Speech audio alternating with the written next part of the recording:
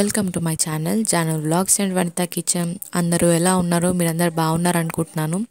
ఈరోజు అయితే నా డే ఫుల్ బిజీగా వెళ్ళిపోయింది. యాక్చువల్గా చాలా బిజీ టైంలో కూడా ఇలా వీడియో షూట్ చేయాల్సి వచ్చింది. ఎందుకంటే రేపు ఇంకా బిజీ, ఎందుకంటే మా హస్బెండ్ వస్తున్నాడు.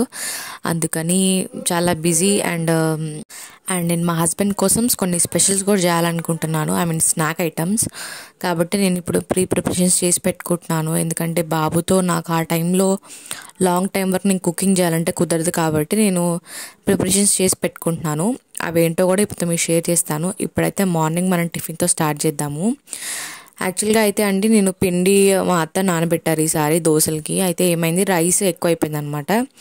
సో అందుకని దోశలు మంచిగా రావట్లేదు. ఇంకా అందుకని ఇప్పుడు పొంగనాలు ఇద్దామని చెప్పి గుంత పొంగనాలు ఇద్దామని చెప్పి నా దగ్గర ఉన్న వెజిటేబుల్స్ నేను చాప్ చేసి నేను సైడ్కి పెట్టేసుకున్నాను. ఇప్పుడు మనం బ్యాటర్లో ఇవి వెజిటేబుల్స్ అన్నీ వేసేద్దాం. అండ్ దీనివల్ల ఏంటంటే మనకి తినబుద్ధి అవుతుంది. రైస్ ఎక్కువ అవడం వల్ల దోశలన్నీ క్రిస్పీగా రావు అండ్ తినబుద్ధి అవ్వదు. అందుకనే ఇలా చేస్తున్నాను నేను. వెజిటేబుల్స్ అవన్నీ ఉండి మనం హెల్తీ బాగుంటుంది అండ్ వెజిటేబుల్స్ కూడా ఉంటాయి కాబట్టి మంచిగా ఉంటుంది. టేస్ట్ కూడా చాలా బాగుంటుంది. అండ్ పిండి ఫర్మెంట్ అయిందే కాబట్టి ప్రాబ్లం ఏమి ఉండదు దీంట్లో. మనం రైసే కాబట్టి నానబెట్టింది. ఇంకా ఇక్కడ నేను మిక్స్ చేసి సైడ్కి పెట్టేశానండి. ఇంకా నేను ఆల్రెడీ ఇప్పుడు పల్లీలు వేసేసాను ఎయిర్ ఫ్రైయర్లో. అవి కూడా వేగిపోతాయి ఆల్మోస్ట్. కొంచెం సేపు గాలికి పెట్టేస్తున్నాను. అంతలో కార్పేసరికి మనం చట్నీ చేసుకోవచ్చు. అండ్ ఇది కూడా మనము రవ్వ అవన్నీ వేసాం కాబట్టి నేను ఆ పిండిలో 1.5 గ్లాస్ రవ్వ వేసాను అనమాట. అది మనం వాటర్ వేసి నానబెట్టుకున్నాం కదండి. ఫర్మెంట్ అవ్వడానికి 10 minutes టైం పడుతుంది. అందుకని ఆలోపు మనం చట్నీ చేసుకోవచ్చు, ఏదైనా వర్క్ ఉంటే కూడా చేసుకోవచ్చు. ఇంక ఇక్కడైతే నేను ఫర్మెంట్ అయిపోయిన పిండిని సైడ్కి తీసుకున్నాను. అండ్ ఇక్కడ నేను ఆయిల్ వేసి ఫస్ట్ గ్రీజ్ చేస్తున్నాను. ఇది క్యాస్ట్ ఐరన్ది కాబట్టి ఆయిల్ ఎక్కువ తీసుకోదు. యూసెస్ ఎక్కువద్దు, ఆయిల్ ఎక్కువ తీసుకోదు. ఫస్ట్లో ఆయిల్ తీసుకుంటుంది. ఇక్కడైతే నేను ఆయిల్ మొత్తం స్ప్రెడ్ చేసిన తర్వాత ఇక్కడ నేను పొంగనాలు వేసిస్తున్నాను. మీరు చూస్తున్నట్టయితే వేయగానే ఎంత మంచి క్రిస్పీగా అవడానికి ఆయిల్లోనే మనకు తెలిసిపోతుంది యాక్చువల్గా పిండి ఎలా ఉంది అనేది. ఎక్స్పీరియన్స్ ఉంటే తెలిసిపోతుంది. ఇంకా ఇక్కడ నేను తర్వాత ఫ్లిప్ చేసుకుంటున్నాను. ఇవన్నీ ఫ్లిప్ చేసుకొని బోత్ సైడ్స్ మనం కుక్ చేసుకోవాలి. అండ్ ఫ్లిప్ చేసే ముందు పిండి మనకి మీద కనిపించకూడదు. పిండి కాలినట్టు ఉండాలి. మనం దోశలు ఎలా అయితే వేసుకుంటాం సేమ్ ఆ ప్రాసెసే. మీద మనకి కాలినట్టు కనిపిస్తే కుక్ అయినట్టు అనమాట. ఇంకా ఇక్కడ నేను ప్లేట్లోకి సర్వ్ చేసేసుకుంటున్నానండి. సర్వ్ చేసేసుకొని చట్నీ ఆల్రెడీ నేను చేసి పెట్టేసుకున్నాను. దాని రెసిపీ నేనేం చూపించలేదు, నెక్స్ట్ టైం చూపిస్తాను. ఆల్రెడీ నేను ప్రీవియస్ వీడియోలో కూడా మీతో చట్నీ షేర్ చేసుకున్నాను. ఇంకా ఇక్కడైతే నేను ఇంకా సర్వ్ చేసేసుకొని చూపిస్తాను మీకు ఎంత మంచిగా వచ్చాయని. స్పాంజీగా వచ్చాయండి. టేస్ట్ మాత్రం చాలా ఎక్సలెంట్గా వచ్చాయి. ట్రస్ట్ మీ గైస్, అసలు మీరు ట్రై చేయండి. అండ్ దోశలకి మనం 2-3 రోజులు నానబెట్టుకుంటాం కాబట్టి థర్డ్ డే ఇలా పొంగనాలు వేసుకుంటే చాలా బాగుంటుంది. నేనైతే ఎవ్రీ టైం అలాగే చేస్తాను. 2 days దోశలు వేసుకుంటే 1 day పొంగనాలు కంపల్సరీ. అండ్ యాక్చువల్గా అయితే మ్యాక్సీ కూడా చాలా బాగా తింటుంది అనమాట. ఇంకా అవి అయిపోయిన తర్వాత ఈవినింగ్ నేను ఇలా స్టార్ట్ చేసేసాను. ఆఫ్టర్నూన్ నాతో షూట్ చేయడానికి ఏమీ కాలేదు, చాలా వర్క్ ఉండే, బయటికి వెళ్ళాల్సింది, బ్యాంక్ వర్క్ అవన్నీ ఉంటుండే అనమాట. ఇంక ఇక్కడైతే నేను స్ప్రింగ్ రోల్స్కి కింద బేస్ తయారు చేద్దామని చెప్పి చూస్తున్నానండి. షీట్స్ తయారు చేస్తున్నాను. సో దానికోసం అయితే నేను మైదా తీసుకున్నాను. 1.5 గ్లాస్ మైదా అండ్ కార్న్ఫ్లోర్ కూడా తీసుకుంటున్నాను. 1/2 గ్లాస్ కార్న్ఫ్లోర్. ఎందుకంటే మంచి క్రిస్పీనెస్ వస్తుంది అండ్ ట్రాన్స్పరెంట్గా కనిపిస్తుంది, బాగుంటుంది. యాక్చువల్లీ నేను ఎయిర్ ఫ్రైయర్లో చేద్దాం అనుకుంటున్నాను ఈ స్ప్రింగ్ రోల్స్ కూడా, ఆయిల్ లేకుండా. అది మీతో నెక్స్ట్ టైంలో వీడియో అయితే చేస్తాను. ఇప్పుడైతే నేను షీట్స్ తయారు చేసి పెట్టుకుంటే హస్బెండ్ వచ్చినప్పుడు నాకు టైం సేవ్ అవుతుంది కదా అని చెప్పి నేను ఇక్కడ స్ప్రింగ్ రోల్స్కి తయారు చేసి పెట్టేసుకుంటాను. మనం ఫ్రీజ్ చేసుకోవచ్చు. 3 to 6 months వరకు మనకి ఫ్రీజర్లో ఉంటాయి. So no problem. మనం ఇదే షీట్స్తో సమోసా కూడా చేసుకోవచ్చు అండ్ స్ప్రింగ్ రోల్స్ కూడా చేసుకోవచ్చు అనమాట. ఇప్పుడైతే నేను స్ప్రింగ్ రోల్కే చేస్తున్నాను. మీకు ముందు వీడియోలో కనిపిస్తుంది నేను ఎలా చేస్తున్నా అనేది. ఆ బ్యాటర్ మనం లూజ్గా కలుపుకున్నాక నేను ఇక్కడ చూపిస్తున్న కొంచెం థిక్ కనిపించింది, బట్ నేను తర్వాత మళ్ళీ వాటర్ వేసుకొని మిక్స్ చేసుకున్నాను. బ్యాటర్ అనేది దోశ పిండి కంటే కూడా ఇంకా లూజ్ ఉండాలి, అప్పుడే మనకి నీట్గా వస్తుంది అనమాట. దాని టెస్టింగ్ కూడా నేను ఇప్పుడు చూపిస్తాను. ఇక్కడైతే మీరు చూసినట్టయితే చూడండి, కలుపుకున్న పిండిని నేను స్ట్రెయిన్ చేస్తున్నాను. ఎందుకంటే చిన్నవి కూడా మనకి లంప్స్ లేకుండా మనం కలుపుకోవాలి. స్ట్రెయిన్ చేస్తే కూడా చిన్న లంప్స్ ఏమైనా ఉంటే కూడా ఇందులో వచ్చేస్తాయి కాబట్టి క్లీన్ బ్యాటర్ ఉంటుంది మన దగ్గర. సో దట్ మనకి ఈజీగా అయిపోతుంది. ఇప్పుడు నేను స్పూన్ బ్యాక్ సైడ్ తిప్పి ఇలా అంటే ఈజీగా వచ్చేసింది కదా.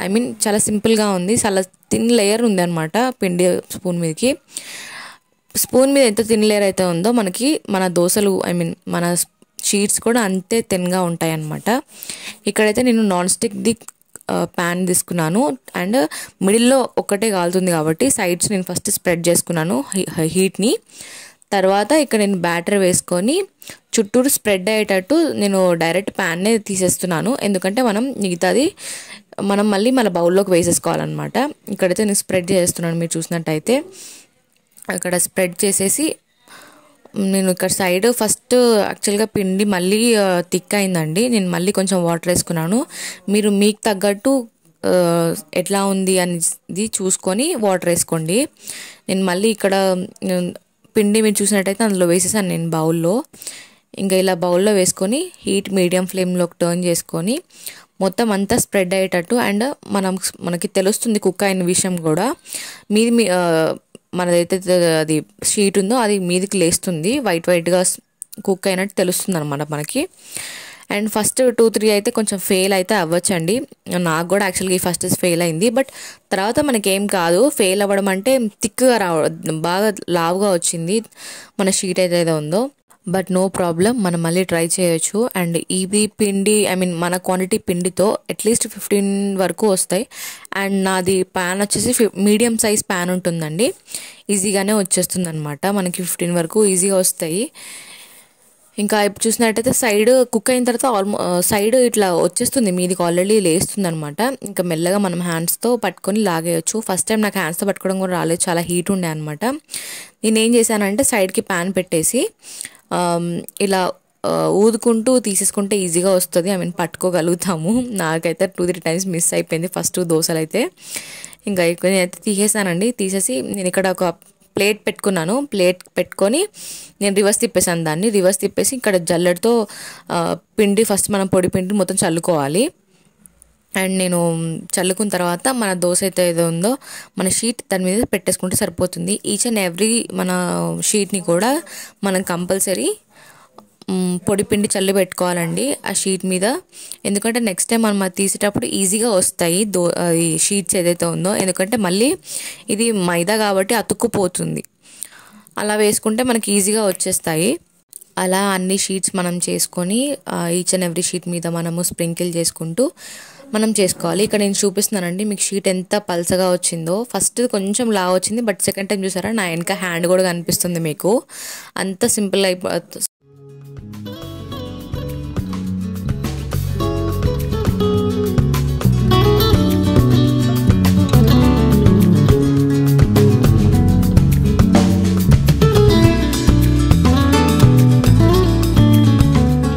నేను ఈ షీట్స్ చేసేటప్పుడు డున్ను ఏడుస్తూ ఉన్నాడు, అందుకని నేను ఫాస్ట్గా చేసుకొని అలా ఎలా పడితే అలా వేసేసాను షీట్స్ మీద షీట్స్.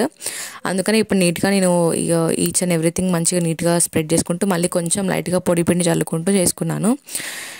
ఇంకా ఇక్కడైతే మనం ఫోల్డ్ చేసేసి, మీ దగ్గర క్లింగ్ ర్యాప్ ఉంటే క్లింగ్ ర్యాప్లో పెట్టుకోవచ్చు, నా దగ్గర క్లింగ్ ర్యాప్ లేదండి. అండ్ ఎయిర్ కంటైనర్ సంథింగ్ ఏదైనా బాక్స్ ఉంటే అందులో పెట్టేసుకొని నేనైతే ఈ బాక్స్లో పెట్టుకుంటున్నాను. నా దగ్గర కొంచెం లాంగ్ బాక్స్ ఇది ఒకటే ఉండే అనమాట, సో నేను అందుకని ఇందులో పెట్టేసుకుంటున్నాను. లైట్గా పొడిపిండి చల్లుకొని కొంచెం ఎయిర్ వెళ్ళకుండా ఉంటే బెటర్.